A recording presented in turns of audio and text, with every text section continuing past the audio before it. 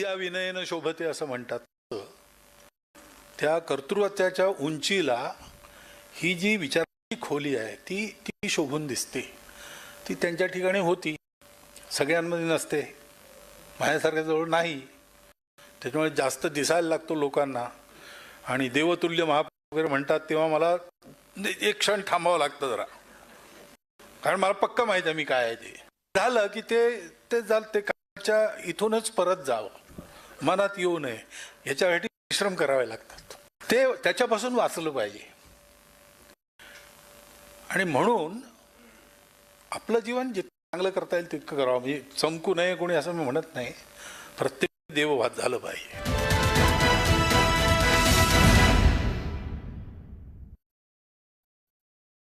வணக்கம். இது கேள்விக்களம், மக்களின் மேடை.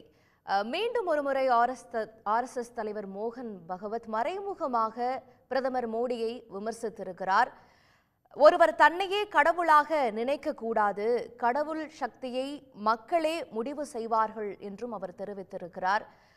ஒருவர் மின்னலை போல செயல்பட முடிவெடுத்திருக்கிறார், ஆனால் செயல்பாடுகள் தீபத்தை போல இருக்க வேண்டும் என்பது போலெல்லாம் பிரதமர் மோடியை மறைமுகமாக ஆர்எஸ்எஸ் தலைவர் மோகன் பகவத் மீண்டும் விமர்சித்திருப்பது பாஜக ஆர்எஸ்எஸ் பனிப்போரின் வெளிப்பாடா மோகன் பகவத்தின் பேச்சு என்கின்ற அடிப்படையில்தான் இன்றைய கேள்விக்களம் கட்டமைக்கப்பட்டிருக்கிறது. நம்மோடு விருந்தினர்களும் இணைந்திருக்கிறார்கள், அவர்களையும் வரவேற்போம். அரங்கத்தில் மதிமுகவிலிருந்து திரு அந்தரிதாஸ் இணைந்திருக்கிறார், அவரை வரவேற்கிறேன். அரசியல் விமர்சகர் மதுர் சத்யா அவர்களை வரவேற்கிறேன். காங்கிரசிலிருந்து அலீம் அல் புகாரி இணைந்திருக்கிறார், அவரையும் வரவேற்கிறேன். பாஜகவிலிருந்து தூத்துக்குடி செல்வம் அவர்களையும் வரவேற்கிறேன்.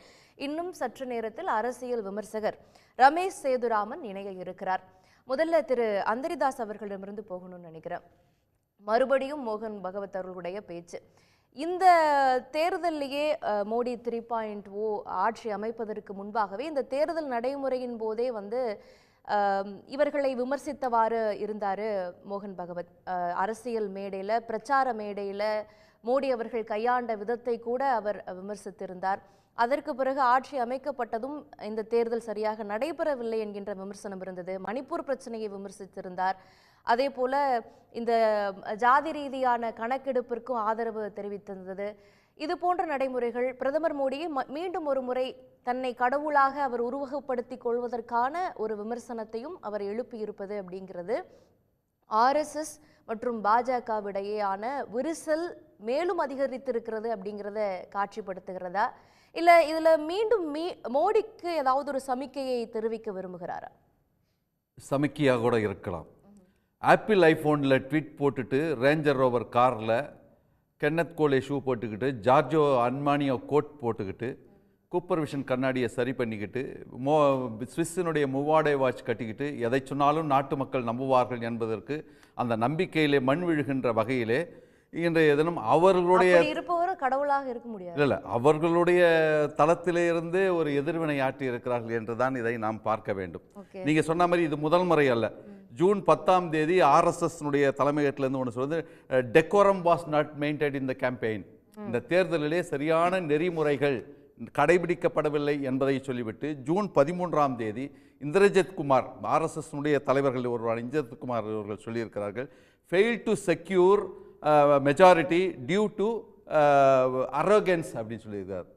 அப்படி அவ்வளவு கொடூரமாக வர்ணிக்கப்பட்டிருக்கிறார்கள் என்று சொன்னால் அதை சாதாரணமாக எடுத்துக்கொள்ள முடியாது. இதை சொன்னதுக்கு காரணம்னு இந்த சங்கர் திங்கர் கணே இருக்கிறார்களா, அவர் மணிப்பூரில் ஆர்எஸ்எஸ் ஆக்டிவிஸ்ட். அவர் அந்த பகுதி மக்களுக்கு தாய் தந்தை இழந்தவர்களுக்கெல்லாம் கல்வி கற்றுக் கொடுக்கின்ற அந்த பணியை, அதை போலவே மனிதாபிமான செயல்களை, வீடு இழந்தவர்களுக்கெல்லாம் தங்க வைக்கின்ற அந்த மனிதாபிமான செயல்களை செய்த பொழுது அதை நினைவு கூறியிருக்கிறார். ஏன் நினைவு கூறியிருக்கிறார் என்று சொன்னால், மே மாதம் நடந்தது இந்த நிகழ்ச்சி. கொடூரமான மிகப்பெரிய ரியோட் என்கின்ற அந்த கொலைபாதக செயல்கள் எல்லாம் 180 பேருக்கு மேல் கொல்லப்பட்டார்கள். ஆனால் மோடி அவர்கள் கடந்த 2-3 நாட்களாக வாயை திறக்கவில்லை. கடைசியாக எப்பொழுது வாய் திறந்தார் என்று சொன்னால், அதற்காகவே நோ கான்ஃபிடன்ஸ் மோஷன் கொண்டு வந்து சென்ற வருடம் ஆகஸ்ட் 10ஆம் தேதி நோ கான்ஃபிடன்ஸ் மோஷன் வரும்பொழுதுதான் அவர் சபைக்கே வருகிறார். அந்த சபைக்கு வந்த பிறகு கூட 130 நிமிடம் பேசுகிறார். 130 நிமிடம் பேசும்பொழுது ஒரு 5 நிமிடம் மாத்திரம் மணிப்பூருக்கு பேசிவிட்டு நான் வேண்டுகோள் விடுக்கிறேன் என்று முதல் முறையாக வேண்டுகோள் விடுத்துவிட்டு மற்ற 125 நிமிடங்களை கிட்டத்தட்ட காங்கிரஸையும் மற்ற எதிர்க்கட்சிகளையும் இன்றைக்கு கலங்கப்படுத்துவதற்கு, அசிங்கப்படுத்துவதற்கு, கரை வீசி முழுகுவதற்குத்தான் பயன்படுத்திக்கிறார் தவிர ஜனநாயக ரீதியாக கடைபிடிக்கவில்லை. நான் என்னுடைய தாயார் இறந்த பிறகு அப்படின்னு சொன்னால், அவர் தாயார் இறந்தது 2022 டிசம்பர் மாதத்தில் இறந்தார். அதுக்கு பிறகு என்னென்ன கொடுமைகள் நடந்திருக்கிறது? ஏன் அவருடைய குஜராத்தில் இருக்கின்ற மோர்பி என்கின்ற பாலம், புதுதாக கட்டப்பட்ட அந்த பாலம் உடைபட்டு 147 பேர் இறந்திருக்காங்களே. கடவுளுடைய அவதாரம் சொன்னால் அதையெல்லாம் அவர் காப்பாற்றிருக்கலாம்ல. கடவுளுடைய அவதாரம்னா ஜனநாயக ரீதியாக குறைந்தபட்சம் ஏங்கி இருக்கணும்ல, அது ஏங்கலையே. குளிர்கால கூட்டத்தொடரிலே மாத்திரம் 18 மசோதாக்களை எந்த விவாதமும் இன்றி சட்டமாக்கி இருக்கிறார்கள். எப்படி சட்டமாக்கினார்கள்? 146 எதிர்க்கட்சியினுடைய நாடாளுமன்ற உறுப்பினர்களை சஸ்பெண்ட் செய்துவிட்டு அதற்கு பிறகு எல்லாம் அதில் தான் நியாய சங்கீதா வருது. அதுக்கு பிறகு நாகரிக் சுரக்ஷா சங்கீதா வருது. அது சங்கீதா ஹோட்டல் சொல்றாங்களே எனக்கு தெரியல. அதுக்கு பிறகு எவிடன்ஸ் ஆக்ட்னு சொல்லும்பொழுது சாட்சி அதிநியம் சொல்றாங்க. ஆக அப்படி எந்த காரியத்தையும் கடவுளுடைய ரெப்ரசன்டேட்டிவ் அவர் செய்தாரா என்று கிடையாது. கடவுள் என்னை ஒரு தெய்வீக கடமையாற்றுவதற்காக அனுப்பி இருக்கிறார் என்று இப்பொழுது நான் என்னுடைய தாயினுடைய மரணத்திற்கு பிறகு உணர்கிறேன் என்று சொன்னபொழுது, அந்த மரணத்திற்கு பிறகு கூட நியாயமான அடிப்படையிலே இந்திய ஜனநாயகம் வளர்வதற்கான எந்த வேலைகளையாவது அவர் செய்தாரா என்று சொன்னால் நிச்சயமாக கிடையாது என்றுதான் சொல்ல வேண்டும். இல்லை, இதற்கு முன்பு பாஜக தேர்தல் களங்களை சந்திக்கும் பொழுது ஆர்எஸ்எஸ்னுடைய கொள்கையின் வெளிப்பாடாகத்தான் இருந்திருக்கிறது. கடவுளுக்கு கொடி பிடிப்பார்கள், ஒரு கோயிலை கட்டணும்னு சொல்லுவாங்க. ராம ஜென்ம பூமி என்பது இலக்காகவே இருந்துட்டு இருக்கும். அதுவும் இந்த தேர்தலில் நிறைவேற்றிவிட்டு தேர்தலை சந்திக்கிறார்கள். ஆனால் ராமரை எடுத்து சொல்வதை விட தானே கடவுள் என்று பிரதமர் மோடி வருவதற்கான காரணம் என்ன? ஏன்னா ஆர்எஸ்எஸ் கோயிலை முன்வைக்குது, கடவுளை முன்வைக்கிறது. அப்படிங்கிறப்ப இந்த இடத்துல ஆர்எஸ்எஸ்க்கு ஒரு இண்டிவிஜுவலாக ஒரு தலைவராக ஒருத்தர் மேலோங்கி நிற்பதை விரும்பாது. அப்போ பிஜேபியை முழுவதுமாக மோடியோ அமித்ஷாவோ நட்டா போன்றவர்களோ அவங்களுடைய கண்ட்ரோலில் வச்சுருக்கணும். அந்த கட்சி ஆர்எஸ்எஸ்லேருந்து விலக்கி வைக்கணும்னா இங்கே இண்டிவிஜுவலோடைய ரெப்ரசன்டேஷன் இல்லைன்னா அதை உயர்த்தி காட்டுவது தேவை அப்படின்னு சொல்லி நினைக்கிறாங்களா? அதனால தான் தன்னை கடவுளாக பாவித்து அவர் பேசுறார். அதாவது the power comes from the barrel of the gun என்று சொல்ற மாசேத்துங்க அவர்கள் சொல்வார்கள். துப்பாக்கி முனையிலே தான் அதிகாரங்கள் பிறக்கிறது. அதிகாரத்திற்கு வந்துவிட்ட பிறகு அமித்ஷா அவர்களும் மோடி அவர்களும் தாந்தோன்றித்தனமாக ஆர்எஸ்எஸ் பரிவாரம் சொல்கின்ற எந்த கடமைகளையும் செய்வதில்லை. எதையும் அவர்கள் அதற்கு அவர்களை ப்ளீஸ் செய்ய வேண்டும் என்பதற்காகத்தான் தேர்தலுக்கு முன்பாக பிப்ரவரி மாதத்திலே இந்த ராமர் கோயில் திறப்பு விழாவை நடத்தினார்கள். முதல் முறையாக பேசும்பொழுது சப்கா சாத் சப்கா விகாஸ் வாய்ஜாலம் காட்டினார்கள். இன்க்ளூசிவ் அண்ட் பார்ட்டிசிபேட்டரி டெமோக்ரஸின்வாங்க. ரெண்டாவது முறை வரும்போது சஸ்டைனபிள் டெமோக்ரஸி அப்படின்ற மாதிரி சொன்னாங்க. இப்போ என்ன சொல்கிறாங்கன்னு சொன்னால் அதாவது ஸ்டெபிலிட்டி வித் டெவலப்மெண்ட் அப்படின்னு சொல்லிட்டு ஜனாதிபதி உரைக்கு நன்றி தெரிவிக்கும் பொழுது அதை ஆரம்பித்து வைத்த மரியாதைக்குரிய மந்திரியாக இருக்கின்ற பேர் என்ன ராம்நாத் அவர்கள் அதை சொல்கிறார். அவர் சொல்லும்போது என்ன டெவலப்மெண்ட் இதுவரையில் வந்திருக்கு அப்படின்றது நமக்கு தெரியல. ஆக அப்படிப்பட்ட நிலைமையிலே தான் ஸ்டெபிலிட்டி அண்ட் டெவலப்மெண்ட் என்று சொல்கிறார்களே தவிர கிட்டத்தட்ட 2014 ஸ்டெபிலிட்டிக்காகவும் டெவலப்மெண்ட்டாகவும் அவர்கள் கொடுத்த வாக்குறுதிகள் என்ன ஆனதுன்னு தெரியல. ஏன்னா வருடத்திற்கு 2 கோடி பேருக்கு வேலை வாங்கி தருவேன்னு சொன்னாங்க. ஆக அதை நிறைவேற்றினார்களான்னு சொன்னால் கிடையாது. 3 ட்ரில்லியன் 5 ட்ரில்லியன் எக்கனாமி நாங்கள் கொண்டு வருவோம்னு சொன்னாங்க. விவசாயிகளுக்கு ரெட்டிப்பு சம்பளத்தை உருவாக்குவோம்னு சொன்னாங்க. ஆனால் விவசாயிகளுக்கு வஞ்சிக்கின்ற வகையில் அவரிடத்தில் எந்த கருத்தும் கேட்காமல் தாந்தோன்றித்தனமாக 2020 செப்டம்பர் மாதம் 20ஆம் தேதி யாருக்கும் எந்த நாடாளுமன்ற உறுப்பினருக்கும் தெரியாமல் 3 சட்டங்களை கொண்டு வந்தார்களே தவிர அதற்கு பிறகும் கூட அதை வாபஸ் பெறும்போது இன்னொன்றையும் சொன்னார்கள். MS சாமிநாதனுடைய அந்த அறிக்கையிலே சொல்லியிருக்கின்ற மினிமம் சப்போர்ட் பிரைஸ் என்பதையெல்லாம் நாங்கள் நடைமுறைப்படுத்துவோம் என்று சொல்லியிருக்கிறார்கள். இதுநாள் வரை அவர்களுக்கு நடைமுறைப்படுத்தவில்லை. தொழிலாளர்களுடைய 29 நல சட்டங்களை யாரையும் கேட்காமல் திடீரென்று 44 நிமிடத்திலே அதை சட்டமாக்கினார்கள். அதை இந்தியாவில் இருக்கின்ற 31 மாநிலங்கள் அதை அமுல்படுத்தி விட்டன. தமிழ்நாடு உள்ளிட்ட 4 மாநிலங்கள் தான் அது pre publication of draft rules என்கின்ற வகையில் அதை நிறுத்தி வைத்திருக்கிறார்கள். ஆகவே தொடர்ந்து கொடுமையை தான் செய்திருக்கிறார்கள். அதனால் இவர் என்ன சொல்றாரு, மோகன் பகவத் மரியாதைக்குரிய அந்த RSS தலைவர் என்ன சொல்றாருன்னா, உங்களுடைய நன்னடத்தைகள் தான் நீங்கள் வந்து கடவுளின் பிரதிநிதியா என்பதை மக்கள் சொல்ல வேண்டும். நீங்களே சொல்லிக் கொள்ளக்கூடாது. One should not proclaim himself as a god என்று அவர் சொல்லி இருக்கிறார். அப்படி என்று சொன்னால் அவர்கள் அதிகாரம் பெற்று தன்னிச்சையாக செயல்பட்டு வருகிறார்கள் என்பதை RSS உடைய தலைமகம் ரசிக்கவில்லை என்பதை தான் இது காட்டுகிறது. இப்போ RSS தலைவரோ இப்படி தனிப்பட்ட முறையில் நீங்கள் செயல்படுவதை, மக்கள் நலனுக்காக சிந்திக்காமல் செயல்படுவதை, மக்கள் நலனாற்றாமல் செயல்படுவதை ஏற்றுக்கொள்ள முடியாது அப்படின்னு சொல்றாங்க. அப்படின்னா இது வந்து மோடி மீதான எதிர்ப்பா, இல்லைனா ஒரு இண்டிவிஜுவலா மோகன் பகவத் அவர்களுக்கும் மோடிக்கும் இருக்கக்கூடிய ஒரு ஈகோ இஷ்யூவா? 2014 மோடி அவர்கள் பதவியேற்ற அந்த மே 26ஆம் தேதி மோகன் பகவத் என்ன வாசகம் சொன்னார் என்பது எனக்கு இன்றைக்கும் பளிச்சென்ற ஞாபகம் இருக்குது. அவர் சொன்னார், இது வந்து 200 ஆண்டுகளுக்கு பிறகு இப்பொழுதுதான் டெல்லியிலே இந்து பாரம்பரியத்தில் வந்தவர்கள் ஆண்டு கொண்டிருக்கிறார்கள். அதனால் இடஒதுக்கீட்டினை மறுபரிசீலனை செய்ய வேண்டிய நேரம் வரும் என்று மோடிக்கு ஆதரவாகத்தான் பேசினார்கள், முதல் முறையும் இரண்டாவது முறையும். ஆனால் இப்பொழுது வந்து something fishy reading in between the lines என்று சொன்னால் நிச்சயமாக RSSே இன்றைக்கு வெறுக்கின்ற அளவிற்கு தான் இவருடைய நடவடிக்கையில் இருந்து கொண்டு இருக்கிறது. இண்டிவிஜுவல் பெர்ஃபார்மன்ஸ் என்கின்ற அடிப்படையிலே தனக்கென்று தனிப்பட்ட ஒரு செல்வாக்கு இருக்கிறது என்பதை மாத்திரமே மையமாக வைத்துக்கொண்டு இன்றைக்கு இது இயங்கிக் கொண்டு இருக்கிறது என்பதுதான். எல்லாவற்றையும் மடைமாற்றம் செய்வதில் இவங்க ரெண்டு பேரும் கெட்டிக்காரங்க. யார்? மோடியும் அமித்ஷாவும் கெட்டிக்காரங்க. அக்டோபர் 30 இந்திராவுடைய நினைவு நாள், அதை வந்து அழகா வந்து பட்டேலுடைய பிறந்த நாளாக ஆக்கிட்டாங்க. மார்ச் 23 பகத்சிங்கினுடைய தூக்கிலிடப்பட்ட நாள் நினைவு நாளாக நாம் கொண்டாடுகிறோம். அதை அழகா வந்து லால் பகதூர் சாஸ்திரியுடைய பொன்விழா நாள்னு சொல்லிட்டு மாத்திட்டாங்க. அதே மாதிரி டிசம்பர் 6 வந்து டாக்டர் அம்பேத்கருடைய நினைவு நாள், அதை அழகா பாபர் மசூதி இடிப்பு நாள் ஆக்கிட்டாங்க. அதே பிரகாரம் டிசம்பர் 17 மேலே ஏதாவது உங்களுக்கு சந்தேகம் இருக்கா? எதுவும் செப்டம்பர் 17 மேலே சந்தேகம் இருக்கா? செப்டம்பர் அதெல்லாம் ரெக்கார்ட் இல்ல, எல்லாம் ஆமா, எல்லாம் தேதி வாரியா தான் நான் சொல்றேன். டிசம்பர் 25 கிறிஸ்தவர்கள் கொண்டாடுகின்ற கிறிஸ்துமஸ் நாள். ஆனா அன்னைக்கு குட் கவர்னன்ஸ் டே என்று வாஜ்பாயினுடைய பிறந்த இத்தனை நாள் தெரியலையா? வாஜ்பாய் பிறந்த நாள் நம்ம என்ன பண்ண முடியும்? இத்தனை நாளா சொல்லலையே. இப்போதான் வல்லபாய் பட்டேலும் வாஜ்பாயும் மோடி அவர்களும் ஒரு குறிப்பிட்ட வேற ஒரு தலைவர்கள், முக்கியமான தலைவர்களை குறிப்பிடக்கூடிய நாள்ல பிறக்குறாங்க அப்படின்னா அதுக்கு நாம என்ன பண்ண? சரி, அக்டோபர் 2 காந்தியினுடைய நினைவு நாள். அன்னைக்கே வந்து RSS பேரணி வைக்குது. அதை மடைமாற்றம் செய்ய வேண்டும். அக்டோபர் 2 காந்தியினுடைய நினைவு நாள் என்று யாரும் பேசக்கூடாது.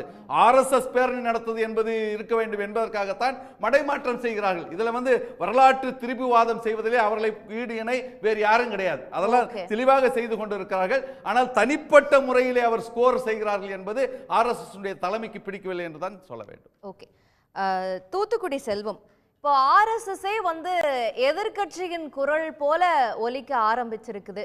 மீண்டும் மீண்டும் மோகன் பகவத் அவர்கள் ஒரு மாசத்துக்கு ஒருக்கா சொல்லிக்கிட்டே இருக்கிறாரு. இந்த உரசல் தீர்வுக்கே வராதா? இதை எப்படி பார்க்கலாம்? என்னுடைய நண்பர், இனிய நண்பர் அந்தரிதாஸ் அவர்கள் வந்து போகிற போக்கில் ஏதோ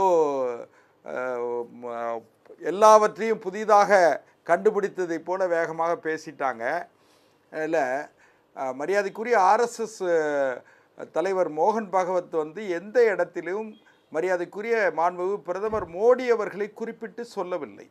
யாராக இருந்தாலும் தனிமனித துதிபாடல்களை, தனி மனிதனை முன்னிறுத்தி அரசியல் நடத்த வேண்டாம் என்று சொல்லியிருக்கலாமே தவிர மரியாதைக்குரிய பிரதமர் நரேந்திர மோடி அவர்களையோ அல்லது மரியாதைக்குரிய அமித்ஷா அவர்களையோ, உள்துறை அமைச்சர் அமித்ஷா அவர்களையோ குறிப்பிட்டு எந்த இடத்திலும் சொல்லவில்லை.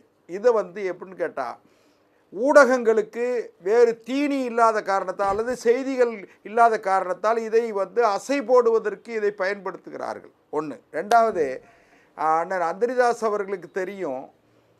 ஏன்னா அவங்கெல்லாம் வந்து மறுமலர்ச்சி திராவிட முன்னேற்ற கழக தலைவர் அண்ணாச்சி வைகோ வந்து அடல் பிகாரி வாஜ்பாயோடு எவ்வளோ நெருக்கமாக இருந்தார் என்பது நாடறிந்த ரகசியம். 2014ஆம் ஆண்டு இதே நரேந்திர மோடி அவர்கள், அது ஏறக்குறைய 13 ஆண்டு காலம் குஜராத் முதலமைச்சராக இருந்துவிட்டு 2014ஆம் ஆண்டு நாடாளுமன்ற தேர்தலை சந்திக்கிற பொழுது, 16வது நாடாளுமன்ற தேர்தலை சந்திக்கிற பொழுது அவர் வந்து பிரதமர் வேட்பாளராக அடையாளப்படுத்தப்பட்டு முன்னிறுத்தப்பட்டு தான் தேர்தலை சந்தித்தார். அன்றைக்கு மரியாதைக்குரிய மறுமலர்ச்சி திமுக நண்பர்கள் எல்லாம் பாரதிய ஜனதா கட்சி ஆட்சி அதிகாரத்திற்கு வர வேண்டும், நரேந்திர மோடி முதலமைச்சராக வர வேண்டும் என்று பிரச்சாரம் செய்தார்கள் என்பதையும் இந்த நேரத்தில் நினைவுபடுத்துவது பொருத்தமாக இருக்கும் என்று நான் கருதுகிறேன். மாவட்ட செயலாளர் தான் இருந்தீங்க. அதான் சொல்றேன், நான் அதைத்தான் சொல்றேன்னே. நான் என்ன சொல்றேன், நம்ம எல்லாரும் சொன்னோங்கிறத மறந்துட வேண்டாம். ரெண்டு கட்சிகளுக்கான கூட்டணி பத்தி பிரச்சனை இல்ல, அது தேர்தலுக்கு தேர்தல் மாறும், கடைசி நேரத்துல இல்ல நான் சொல்றேன், எனக்கு முன்னால தாய் கழகமாக இருக்கக்கூடிய ஆர்எஸ்எஸ்ஏ பிஜேபியின் செயல்பாடுகளுக்கு முக்கியமாக தலைவராக இருக்கக்கூடிய ஜேபி நட்டா, பிரதமர் மோடி, அமித்ஷா போன்றவர்களை விமர்சிச்சுட்டு இருக்குல்ல, அதுதான் இங்க பேசு பொருள், அதுதான் முக்கியமா பார்க்கணும். இல்ல இல்ல இல்ல அப்படி அப்படி அப்படி எந்த இடத்துலையும் பிரதமர் நரேந்திர மோடி அவர்களையோ அல்லது ஜேபி நட்டா அவர்களையோ அமித்ஷா ஒருவர் தன்னையே கடவுளாக நினைக்க கூடாது, கடவுள் சக்தியை மக்களே முடிவு செய்வார்கள் அப்படின்னா அண்மையில தன்னை தானே கடவுளாக உணர்ந்தவர் யார்? சகோதரி, ஒரே ஒரு விஷயம் கேளுங்க. ஒவ்வொரு மனிதனும் தன்னுடைய பிறவியின் ரகசியத்தை அல்லது நாம் உணர வேண்டும் என்று நாங்கள் உட்பட சொல்கிறேன். அதாவது உணர வேண்டும் என்று நினைப்பதற்கு என்ன காரணம்னு கேட்டால், பிறருக்கு உபகாரம் செய்ய வேண்டும், பிறருக்கு தொந்தரவு செய்யக்கூடாது, மற்றவர்களுக்கு நம்மால் முடிந்த உதவியை செய்ய வேண்டும் என்பதை உணர்த்துவதற்காக சொல்லக்கூடிய வார்த்தையை தவிர பிரதமர் நரேந்திர மோடி அவர்கள் தன்னை எந்த இடத்திலும் கடவுளாக சொல்லவில்லை, கடவுளின் அது படைப்பாக சொல்லியிருக்கிறார். கடவுளால் நான் இந்த பூமிக்கு வந்தேன் அப்படின்னு சொல்லியிருக்காரு. நான் இன்னும் ஒன்று சொல்றேன் சகோதரி, ஒரே ஒரு விஷயம் என்ன கேட்டீங்கன்னா, 3 முறை பிரதமராக ஒரே ஒரு சமயத்தை பின்பற்றவங்க கடவுளால் தான் ஒவ்வொரு உயிரும் படைக்கப்பட்டதுன்னு சொல்லுவாங்க, அதுல தப்பில்லை. ஆனால் என் தாய் இறந்த பிறகு நான் பயாலஜிக்கலா பிறந்தவனாக உணரப்படவில்லை, கடவுள் என்னை அனுப்பி வச்சிருக்கிறார் அப்படின்னா அதுவும் அண்மையில் நம்ம பேசிட்டு இருக்கிற மாதிரி சயின்டிபிக் டெம்பருக்கு எதிரான ஒரு சொல்லாடல். அது எப்படி தாய் மூலமாக பிறந்த ஒரு நபர் தன்னை கடவுளால் அனுப்பப்பட்டவர் எப்படி உணர முடியும்? நீங்க சொன்னது போல அப்படி மக்களுக்கு நலன்களை செய்யணும் அப்படின்னால் கூட அதையும் ஆர்எஸ்எஸ் கேள்வி கேட்கிறது. மோகன் பகவத் கேள்வி கேட்கிறார், மணிப்பூர் கலவரத்தை சுட்டி காட்டி பேசுறாங்க. சகோதரி, மணிப்பூரை நீங்க பேசுனீங்கன்னா அப்புறம் கள்ளக்குறிச்சியை பேசணும், அதெல்லாம் வேண்டாம். நீங்க மணிப்பூர் எவ்வளவு காலம் தான் மணிப்பூரை சொல்லிட்டு இந்த தாய் கழகத்தை சார்ந்த தலைவர் இல்ல மோகன் பகவத் நான் இன்னும் அதைத்தான் சொல்ல அனுமதிக்க மாட்டேங்க. நான் ஏதாவது சொல்லிடுவேன்னு சொல்லி நீங்க அதாவது வேண்டாம். நான் தயவு செய்து சமீபத்தில் திராவிட முன்னேற்ற கழகம் சமீபத்தில் பழனியில முத்தமிழ் முருகனுக்கு விழா கொண்டாடியது. அம்மனுக்கு விழா கொண்டாடுவேன் என்று இந்து சமய அறநிலைத்துறை, தமிழ்நாட்டினுடைய இந்து சமய அறநிலைத்துறை அமைச்சர் சேகர் பாபு அவர்கள் அறிவித்திருக்கிறார். இதுக்கு ஒரு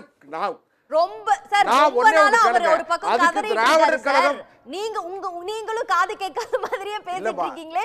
மோகன் பகவத் சொன்னதை நீங்க கேக்குறீங்களா? திராவிடர் கழகம்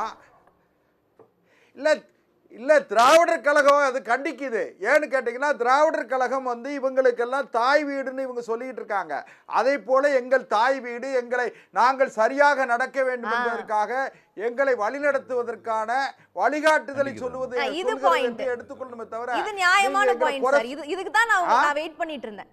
அதுதான் நான் கேளுங்கம்மா, ஒருவேளை எங்க ஏதாவது நீங்க நினைக்கிற மாதிரி நீங்க இன்டர்பிரேட் பண்ற மாதிரி இருந்தா அது எங்களை நெறிப்படுத்துவதற்கு 3 முறை தொடர்ந்து பண்டித நேருவுக்கு பிறகு 3 முறை தொடர்ந்து ஆட்சி அதிகாரத்திற்கு வந்த பாரதிய ஜனதா கட்சி இன்னும் வரக்கூடிய காலங்களும் ஆட்சி அதிகாரத்திற்கு வரணும். கொஞ்சம் எச்சரிக்கையா இருங்கப்பா, நம்முடைய எதிரிகள் எல்லாம் வலைவிரித்து இருக்கிறார்கள், எதிரிகள் எல்லாம் துண்டு துண்டாக சிதறி கிடக்கிறவர்கள் எல்லாம் ஒன்றிணைந்து நம்மை தாக்குவதற்கு தயாராக இருக்கிறார்கள், எச்சரிக்கையாக இருக்குன்னு சொல்லியிருக்க மாட்டாங்கன்னு என்ன நினைக்கீங்க?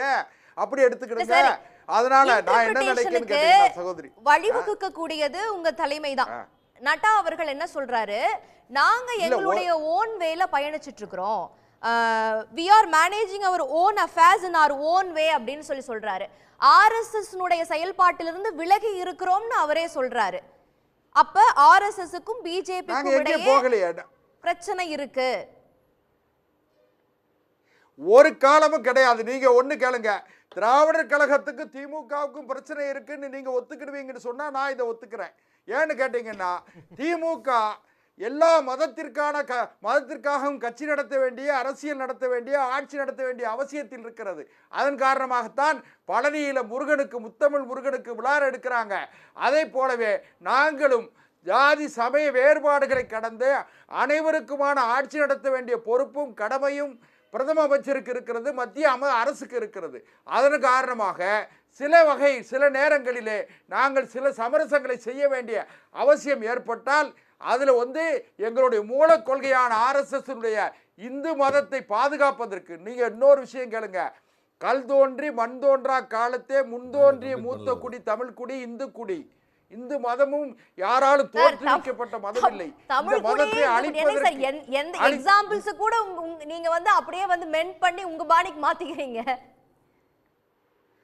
தமிழ்நாடுமே எங்களை நாடு தானம்மா. எங்களுக்கு 140 கோடி மக்களை உள்ளடக்கிய இந்தியாவில் இருக்கிற 28 மாநிலங்களில் ஒரு மாநிலம் தமிழ்நாடு. தமிழ்நாட்டில் இருக்கிற வாக்காளர் பெருமக்கள் 82 லட்சம் வாக்காளர் பெருமக்கள் பாரதிய ஜனதா கட்சியின் தாமரை சின்னத்திற்கு வாக்களித்திருக்கிறார்கள். பிரதமர் நரேந்திர மோடி அவர்களை ஆதரித்து பிரதமர் நரேந்திர மோடி அவர்கள் பிரதமராக 3வது முறை வர வேண்டும் என்று 82 லட்சம் வாக்காளர் பெருமக்கள் வாக்களித்திருக்கிறார்கள். சீட்டு வேண்டாமா அரசியல்? இன்னொன்னு கேட்டீங்கன்னா ஜனநாயகத்துல 51 பெரிய நம்பர், 49 சின்ன நம்பருமா. 51 வாங்குற முறையே மோகன் பகவத் அவர்களுக்கு திருப்தியா இல்லன்றாரு. இந்த தேர்தல்லயே அவருக்கு உடன்பாடு இல்ல, தேர்தல் மேடையில பேசுனதுல உடன்பாடு இல்ல. நீங்க எப்ப மணிப்பூர் மக்கள் அச்சத்தோடு இருக்கிறாங்க அப்படின்றாரு. அங்க எங்களுடைய சங் பரிவார் அமைப்பினர் அந்த மக்களின் அச்சத்தை போக்க பணியாற்றுவார்கள் அப்படின்றாரு. அப்ப சங் பரிவார் பிஜேபிக்காக இனிமேல் பணியாற்ற போவதில்லை, அப்படிதானே? ரிஃப்ட் இருக்கு. ஒரு விஷயம் கேளுங்கம்மா. மணிப்பூர் வடகிழக்கு மாநிலங்களில் இருக்கிற மணிப்பூர் மாநிலம் உள்துறை அமைச்சருடைய நேரடி கட்டுப்பாட்டில் இருக்கிற பகுதி. உள்துறை அமைச்சர் அவர்கள் மணிப்பூருக்கு நேரடியாக சென்று அங்கே களப்பணி ஆற்றி இருக்கிறார்கள், கண்காணித்திருக்கிறார்கள். இன்றைக்கு மணிப்பூர் இயல்பு நிலைக்கு திரும்பி கொண்டிருக்கிறது. இன்னொன்னு கேட்டீங்கன்னா அங்கொன்றும் இங்கொன்றுமாக எல்லா இடத்திலும் சொல்லல. மோகன் பகவத் இன்னைக்கு சண்டை போட்டுட்டு இருக்குன்னு சொல்றாரு. அத சொல்லவே இல்லை. மோகன் பகவத் அப்படி சொல்லவே இல்லை. மோகன் பகவத் எந்த இடத்துல சொல்லியிருக்காரு? மணிப்பூர்ல ஏதாவது போற போக்கில் எதையாவது சொல்லிட்டு இருக்காங்க. நீங்க அரங்கத்தில் இருக்கீங்கிறதுக்காக நீங்க எதை வேணாலும் சொல்லிடாதீங்க. அதனால Bharatiya Janata One should not proclaim himself as God. னா என்ன சார் அர்த்தம்? அவர்தான் சார் பேசியிருக்காரு. நான் தான் பண்ணலே சொல்றேன். நான் தான் proclaim பண்ணலே சொல்றேன். அரங்கத்துல இல்ல எதையாவது பேசிட்டு கடவுளுடைய சார் கடவுளுடைய படைப்பு. கடவுள் என்னை படைத்திருக்கிறார். என் தாய் தந்தை மூலமாக என்னை கடவுள் இந்த மண்ணிற்கு இந்த மக்களுக்கு பணியாற்றுவதற்காக கடவுள் என் தாய் தந்தை மூலமாக படைத்திருக்கிறார். பொருள். நீங்க அதுக்காக அவரே கடவுளாக சித்தரித்துக் கொண்டதாக நீங்க நினைச்சீங்கன்னா அதுக்கு நாங்க எப்படி பொறுப்பாக முடியும்? உங்களுடைய கற்பனைகளுக்கு நான் ஒரே ஒரு விஷயம் சார், எல்லா கட்சிகளுடைய தூக்கத்தையும் பிரதமர் நரேந்திர மோடி அவர்கள் ஆட்சி அதிகாரத்திற்கு வந்த பிறகு தொலைச்சிட்டாரு. இவங்களுக்கு தூக்கமே கிடையாது. ஏன்னு கேட்டீங்கன்னா எப்படியாவது நம்ம உள்ள பூந்திர முடியுமான்னு பார்க்காங்க, முடியல. இன்னும் சொல்ல போனா பிரதமர் நரேந்திர மோடி அவர்களுடைய ஆட்சி, இந்த ஆட்சி மெஜாரிட்டி இல்ல சிறுபான்மை அரசு எல்லாம் சொன்னாங்கல்ல, கிடையவே கிடையாது. ஏன்னு கேட்டீங்கன்னா இவங்க 28 இடங்களை தாண்ட முடியல. இல்ல 230 இடங்களை நீங்க 28 கட்சி 240 சுருங்கி இருக்க மாட்டீங்கன்னு கூட அரசு சொல்லுது. ஏமா நீங்க கட்டவிழ்த்து விட்ட பொய் இருக்கு பாருங்க, பொய் பிரச்சாரம். இந்த இவங்க எதிர்க்கட்சிகள் கட்டவிழ்த்து விட்ட பொய் பிரச்சாரம். அவங்க சொல்றாங்க நாங்க கட்டவிழ்த்து விடணும். மோகன் பகவத் சொல்றாரு, உள்ள இருக்கக்கூடிய ஆர்எஸ்எஸ் தலைவர்கள் சொல்றாங்க. வரிசையா ஆர்டிகல்ஸ் பேப்பர்ல இருக்கு, நீங்க போய் ரெஃபர் பண்ணி பாருங்க. நீங்க நான் ஒன்னே ஒரு கேளுங்க சகோதரி, நீங்க எங்களுக்கு சட்டப்பேரவை தலைவர் மாதிரி, மக்களவை தலைவர் மாதிரி சபாநாயகர். நீங்க எதை சொன்னாலும் நாங்க உங்க மூலமா தான் சொல்லுவோம். அதனால நான் என்ன சொல்றேன்னா, நீங்க தயவு செய்து பிரதமர் நரேந்திர மோடி அவருடைய அரசியல் கேளுங்க. பிரதமர் நரேந்திர மோடி அவர்கள் நிச்சயமாக சொல்கிறேன், இன்னைக்கு மாநிலங்களவையில எங்களுக்கு பெரும்பான்மை கிடைச்சாச்சு. நாடாளுமன்றத்தில் மக்களவையில் நீங்கள் சொல்ல வருவதை நான் புரிஞ்சுக்கிறேன். அது கடவுளை போல உணர்ந்தவர் மோடிதான். ஆனால் மோகன் பகவத் அவர்கள் சொன்னது மோடி அல்ல அப்படின்னு. கடவுளை போல இல்ல, கடவுள் இல்லம்மா, கடவுள் எனக்காக சில கடமைகளை விதித்திருக்கிறார் என்பதை நான் உணர்கிறேன் என்று சொல்லியிருக்காரு. அவ்வளவுதான், அப்படி எடுத்துக்கிடுங்க. சரி திரு அல்புகாரி, மோடி அவர்களை தொடர்ந்து மோகன் பகவத் அவர்கள் விமர்சிக்கிறாரு அப்படிங்கறத எப்படி சொல்ல முடியும்? தூத்துக்குடி செல்வம் சொல்றாரு, மோடின்னு எங்கேயும் சொல்லலை இல்லையா? அது பொதுவாக ஒரு கடவுளை போல உணர்ந்து கொள்ளக்கூடாது அப்படின்னு தான் சொல்லியிருக்கிறாங்க. எங்களுக்குள்ள எந்த ரிஃப்ட் இல்லை அப்படின்றாங்க. அதாவது இதை பொறுத்தவரை நான் எப்படி பார்ப்பேன் அப்படின்னா, வினை விதைத்தவன் வினை அறுப்பான் அப்படின்னு பார்ப்பேன். எங்களுடைய நிலைப்பாட்டை பொறுத்தவரை வருண் காந்தி திரும்ப உங்ககிட்ட வர மாதிரி இருக்கே, ஏற்றுக்குவீங்களா என்று எங்களுடைய தலைவர் ராகுல் காந்தி அவரிடத்தில் கேட்கப்பட்ட போது, Varun Gandhi is someone who affiliates RSS, there is no space for someone who affiliates RSS என்று சொன்னார். அவர் எவ்வளவு நெருங்கி வந்தாலும், அவருக்கு எவ்வளவு மக்கள் மத்தியில் செல்வாக்கு இருந்தாலும், ஆர்எஸ்எஸ் எனும் அமைப்பை அங்கீகரிக்கக்கூடிய யாருக்கும் இங்கே இடம் இல்லை என்று தலைவர் ராகுல் காந்தி அவர்கள் சொன்னார். ஆர்எஸ்எஸுக்கும் பாஜகவிற்கும் மத்தியில் இப்படி நடக்கிற டசில் இது வந்து புதுசா அப்படின்னு பார்த்தா, 2000களிலேயே வாஜ்பாய்க்கும் அந்த சுதர்சன் அவர் சர்சங் சாலகா இருக்கும் பொழுது, ஆனால் ஏற்பட்ட வித்தியாசம் ஒன்று இருக்குது. அது என்ன அப்படின்னா, எழுத்துப்பூர்வமாகவும் வரலாற்று பூர்வமாகவும் எழுதப்படக்கூடியது என்ன அப்படின்னா, வாஜ்பாய் கொஞ்சம் லிபரலாக இருக்கணும்னு நினச்சாரு. அதனால தான் நீங்கள் அவருடைய பேட்டிகளில் ஒரு பேட்டியில் அவர் சொல்லியிருப்பார், இது மிக தவறானது, நான் அந்த ராம்லல்லான்னு அதை நான் நம்பினாலும் அந்த இடத்துல பாபர் மசூதியை இடித்ததை நான் கண்டிக்கிறேன் என்று சொன்னார். இன்றைக்கி கண்டித்த இடத்துல அதே வாஜ்பாயோட இடத்தை அலங்கரிக்கக்கூடிய மோடி அந்த இடத்துல வேற ஒரு கோயிலை கட்டுறாரு அப்படிங்கிறது வேற விஷயம். எதுக்கு இதை சொல்ல வர்றேன் அப்படின்னா, 2 பேருக்கும் மிகப்பெரிய கருத்து வேறுபாடுகள் முத்துச்சு. அதுக்கப்புறம் இவர் சர்சங் சாலக்கா வந்த பிறகு, மோகன் பகவத் வந்ததற்கு பிறகு, ஆர்எஸ்எஸ் உடைய தலைவராக வந்த பிறகு அவரால் ஊக்குவிக்கப்பட்டவர் தான் மோடி.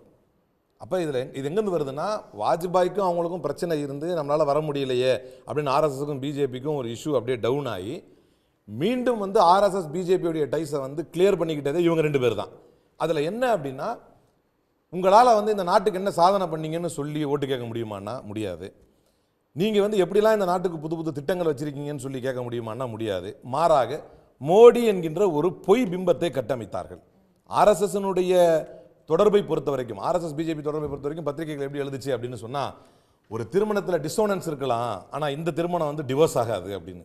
இவர்களுக்கு இருவருக்கு மத்தியில் கருத்து வேறுபாடு எப்படி இருக்குது அப்படின்னா, மோடி என்பவரை ஒரு பவர் சென்டராக உருவாக்கியதே ஆர்எஸ்எஸ் தான். அதாவது ஒரு ஃபிகர், ஒரு ஒற்றை பிம்பத்தை கட்டமைத்து, ஒரு பொய்யான பிம்பத்தை கட்டமைச்சு அதுக்கு பவர் கொடுக்க கொடுக்க கொடுக்க கொடுக்க ஒரு கட்டத்தில் அந்த பிம்பம் என்ன ஆயிடுச்சு அப்படின்னு சொன்னால், ஏற்றி விட்ட ஏனியே எட்டி உதைக்குது.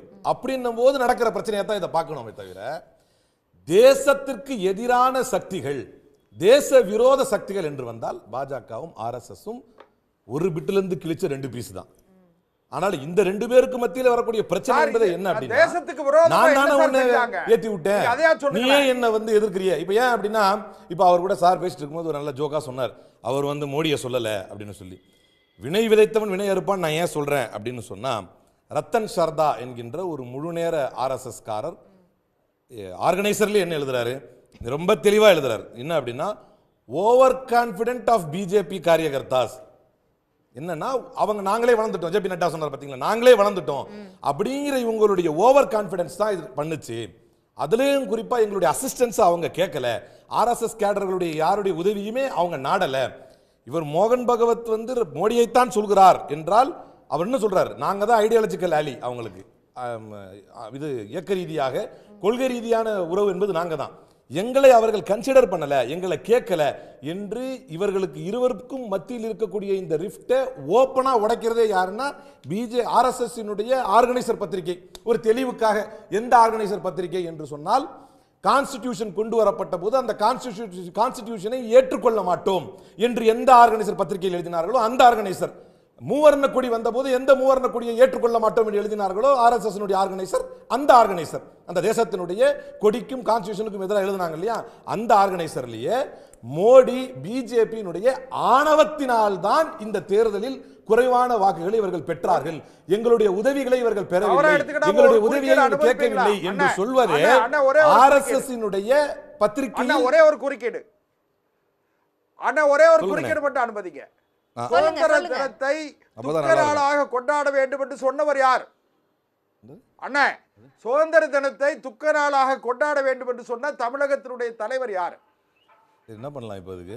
நான் காங்கிரஸ்காரங்க, இப்போ என்ன பண்ணலாங்கிறீங்க? இதுக்கு வேற பாயிண்ட் கிடைக்கலையா பாவம் உங்களுக்கு? சரி, நான் கண்டினியூ பண்றேன், சரியா? அப்போ இல்ல வேண்டியது இல்ல, சுதந்திர தினத்தை துக்க நாளாக கொண்டாட சொன்னதுக்கு யாரு? நாங்க ஒண்ணும் ஏங்க நீங்க இல்லன்னு என்ன சொன்னீங்க, என்ன ஆர்கனைசர் சொல்றீங்க? பத்திரிகையிலே எதிர்க்குன்னு நான் என்ன சொல்றாரு. சொல்றேன் உங்களுக்கு, அவர் நரேந்திர மோடியை குறிப்பிடவில்லை என்று நீங்கள் சொல்கிறீர்கள்.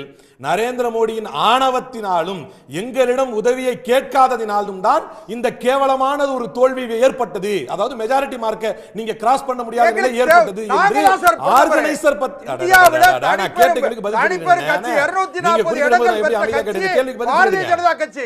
மோடியைத்தான் முகமாக வைத்திருந்தோம்.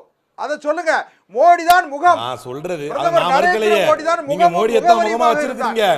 நீங்க மோடியைத்தான் முகமா வச்சிருக்கீங்க. மோடியை முகமாக வைத்ததைத்தான் அரசு ஏற்றுக்கொள்ளல. அப்ப நான் என்ன சொல்றேன்னா, வினை விதைத்தவன் வினை அறுப்பான்.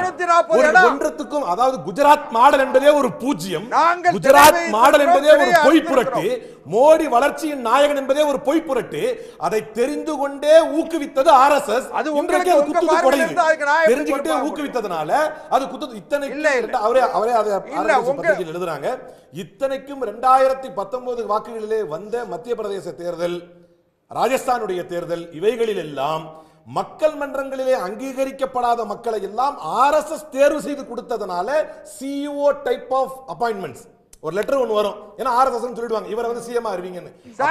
மத்திய பிரதேசல யார் ஜெயிச்சிருக்கா? இதெல்லாம் ஆர்கனைசர் மத்திய பிரதேசல எத்தனை இடம் யார் ஜெயிச்சிருக்கா? உங்களுடைய தாய் அமைப்பு மத்திய பிரதேசல யார் ஜெயிச்சிருக்கா? அப்படி அமைத்ததற்கு பின்னாலும் என்ன பிரச்சனை? அப்படி அமைத்ததற்கு பின்னாலும் என்ன பிரச்சனை அப்படின்னா, ஒரு கட்டத்திற்கு மேல் மோடி எங்களை கலந்தாலோசிக்க மாட்டேங்கிறாரு. அப்ப இங்க என்ன பிரச்சனைனா, ஜனநாயகத்தை மீறி நீங்கள் எந்த செயலை செய்தாலும் அது மீண்டும் உங்களுக்கு வரும். What goes around comes around. RSS வந்து எல்லா வகையிலும் ஏற்றுக்கொள்ளக்கூடிய ஜனநாயக ரீதியான கொள்கைகளை தான் முன் வச்சுச்சா?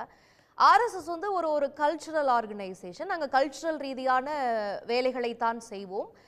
இந்த பிஜேபி போன்ற கட்சி வளர்வதற்கான அடித்தளத்தை ஆர்எஸ்எஸ் வந்து அமைச்சு கொடுக்குது. அதற்கான ஆட்களை இங்கிருந்து கொடுக்குறாங்க. அதெல்லாம் ஓகே. ஆனால் பொலிட்டிக்கல் முடிவுகளில் நாங்கள் தலையிட போவதில்லை என்பதுதானே ஆர்எஸ்எஸ்னுடைய கொள்கை. அப்படி சொன்னவர்கள் தான் நாங்கள் ஐடியாலஜிக்கல் ஆலியா இருக்கும் பொழுது எங்களை ஏன் உதவிற்கு அழைக்கவில்லைன்னு தான் அவர் ரத்தன் சாரதா கேட்கிறார். என்ன கேட்கிறாருன்னா, எங்களை நீங்க உதவிக்கு கூப்பிட்டீங்களா? முதல்ல பாயிண்ட் என்னன்னா, எல்லா தரப்பு மக்களையும் கவர் பண்றதுக்கோ இல்ல அது வாக்கு அரசியலை சென்று சேர்வதற்கோ இதை தூக்கி கொண்டே சுமந்து கொண்டே செல்வது ஒரு தடையாக இருக்கும்னு கட்சி நினைக்க கூடாதா? அவர் ஒத்துக்கிட்டுமே. அட நான் அதை ஏற்கிறேனே, அப்படிதான் அவர் நினைக்கிறாரு. அதுதான் வினை விதைத்து வினையா இருப்பான்ங்கிறேன். நீங்க என்ன பண்ணீங்க அப்படின்னா, தேசத்திற்கு நல்லா இருப்பாருன்னு ஒரு நபரை நீங்க கூட்டு வரல. அவருடைய குவாலிஃபிகேஷனா நீங்க என்ன பாத்தீங்கன்னா, நீங்க என்ன பாத்தீங்க? 2004 கலவரத்தை பார்த்தீர்கள், பில்கிஸ் பானு கற்பழிப்பு வழக்கை பார்த்தீர்கள், கனக்கச்சிதமாக நிறைவேற்றப்பட்ட கலவரத்தை பார்த்தீர்கள், கனக்கச்சிதமாக நிறைவேற்றப்பட்ட கொலைகளை பார்த்தீர்கள், கனக்கச்சிதமாக சிறையில் அடைக்கப்பட்ட சஞ்சீவ் பாட்டுகளை பார்த்தீர்கள், கனக்கச்சிதமாக கொலை செய்யப்பட்ட ஹரேன் பாண்டியாக்களை பார்த்தீர்கள். நானா சொல்றேன் இதெல்லாம்? பிபிசி அறிக்கை சொல்லுது. there is blood stains in the hands of Narendra Modi. BBC அறிக்கை சொல்கிறது. மோடி எங்கு ஆர்எஸ்எஸ்-ஐ திருப்திப்படுத்த தவறினார்? எந்த இடத்தில் புள்ளியிலிருந்து அவர் அங்கிருந்து விலக ஆரம்பிச்சிருக்கார்? 2019 வாக்கில் இவங்க அதுதான் அவங்களே எழுதுறாங்க. 2019 வாக்கில் சொன்ன சிஎம் எல்லாம் கூட நிறைவேற்றி வச்சாச்சு. அதற்கு பிறகும் நரேந்திர மோடி என்பவர் ஒரு தனிநபராக, என்னன்னா 2024 தேர்தலின் போது 3 விஷயங்களை மையப்படுத்தி ஆர்எஸ்எஸ் இதையெல்லாம் நீங்கள் தீர்மானங்களாக உங்களுடைய தேர்தல் அறிக்கையிலே கொண்டு வாருங்கள் என்று மதம் சார்ந்த விஷயங்களை சொன்னபோது, அந்த இந்து மதத்தை சார்ந்த விஷயங்களை புறந்தள்ளிவிட்டு அனைத்துக்கும் மோடிக்கு கேரண்டி என்று வைத்தார் என்று சரதா சொல்கிறார்.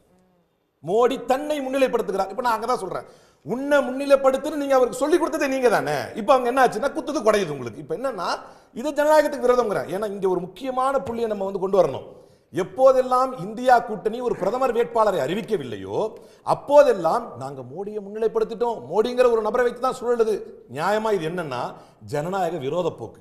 ஒரு ஜனநாயக நாட்டில் ஒற்றை நபரை மையப்படுத்தி ஒரு நபரை மையப்படுத்தி ஒன்று இயங்க கூடாது. அவங்க கட்சியோட ஜனநாயகம் சார். சார் நேருவை மையப்படுத்துறாங்க, இந்திரா காந்தி மையப்படுத்துறாங்க, இதை அவர்களுக்கு உருவாக்கி கொடுத்ததே ஆர்எஸ்எஸ் தான். இன்னைக்கு மோடி எதை எடுத்தாலும் மோடிக்கு கேரண்டி போட்டுக்கிறாரு. இப்ப நீங்க குத்ததே குடைதுன்னு கத்தனா என்ன பிரயோஜனம்? இது சொல்லி கொடுத்ததே நீங்க தானே அவருக்கு என்ன தகுதியின் அடிப்படையில் அவரை நீங்க பூம் பண்ணீங்க?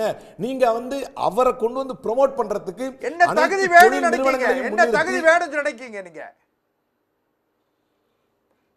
சொல்லுங்க சார். இல்ல ராஜீவ் காந்தி முன்னிலைப்படுத்தும் போது உங்களுக்கு ஞாபகம் வரல?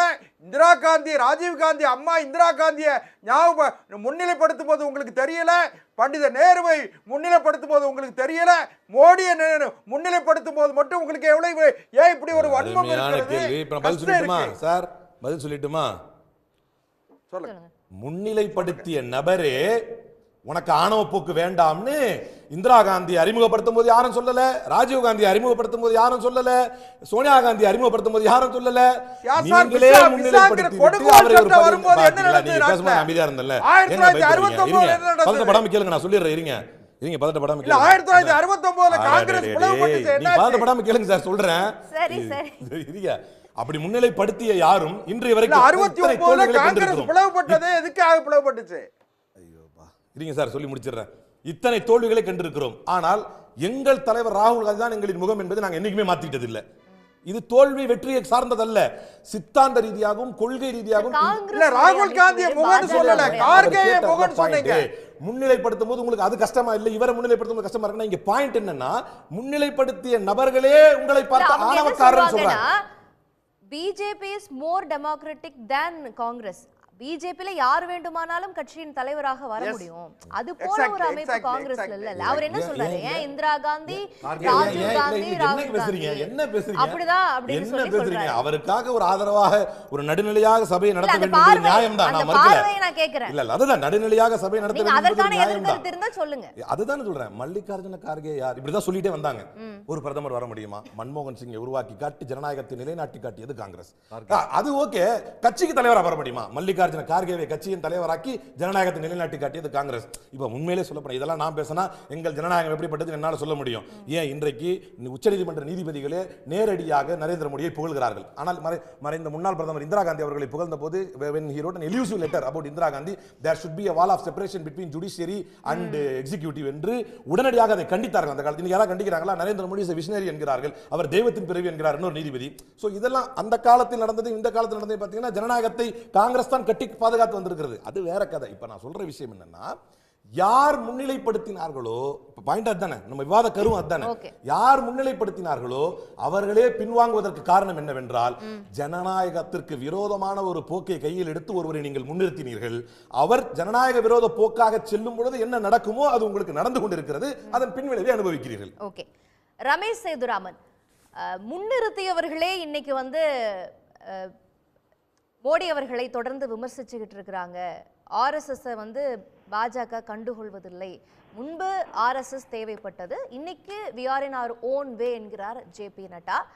மீண்டும் இன்றைக்கு அண்மையில மோகன் பகவத் அவர்கள் விமர்சிச்சிருக்கிறது என்னத்தை குறிப்பிடுகிறது? ஒரு தந்தை அப்படின்னு எடுத்தீங்கன்னா அவருக்கு 10 பிள்ளைகள் இருக்க முடியும்.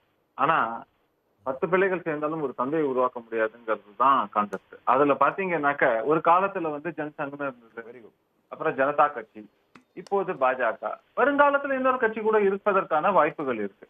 அதனால அதுக்கு முன்னாடி இருந்த கட்சிகள் எல்லாம் என்ன ஆன, அதுக்கப்புறம் புதிதாக உருவான கட்சியில அவை இணைந்தன அப்படிங்கிற மாதிரியாக நீங்க பார்க்கலாம். சோ ஒரு தாய் அமைப்பு அப்படின்னு நீங்க எல்லாரும் சொல்லக்கூடிய ஆர்எஸ்எஸ் பொறுத்தவரைக்கும் தேசியம் அப்படிங்கறதுல அவங்களுக்கு மாற்று கருத்தே இல்லை. எங்கேயுமே மோகன் பகவத் நீங்க இஸ்லாமியர்களுக்கு எதிராகவோ இல்ல மற்ற இவங்களுக்கு ஜாதிய ரீதியாகவோ எங்கேயும் அவர் எங்கேயும் பேசுறாரு. எல்லா இடத்துலயுமே அவர் மக்களை ஒருங்கிணைக்க வேண்டும்ங்கிற வகையில தான் பேசுறது. தேச நலன், தேசத்தை எப்படி வளர்ச்சியை நோக்கி கொண்டு போகணுங்கிறத விஷயங்களை பொதுவா பேசியிருக்காருங்கிறத நீங்க பாப்பீங்க. ஆனா பாஜக என்பது ஒரு அரசியல் அமைப்பு.